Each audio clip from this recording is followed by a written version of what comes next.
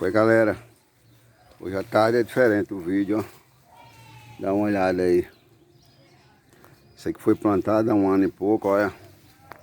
Dá uma olhada aí nas brutas aí, ó.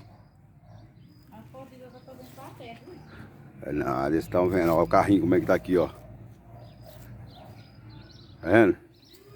Eu arranquei daqui. Ainda tem até um aqui, ó.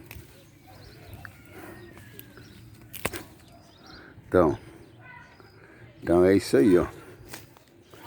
Ó, esse também. Ó o mato. É isso aí, agora vamos arrancando. A Vera tá arrancando ali um pé ali, mas... Já é a bunda aqui de fora. Bota no vídeo aí. Pois é, galera, então o trabalho é assim, né? Trabalhar é de amargar, é suado, é cansado, mas na hora de colher também, mas sabe que vai desfrutar, né? Mas se a pessoa não quer nunca sofrer, não quer trabalhar, como é que ele vai comer? Então é desse jeito. Aí, ó. Pezão aqui, ó. Acabando de arrancar agora também. Raizona aqui, ó. Então é isso aí. Boa tarde a todos.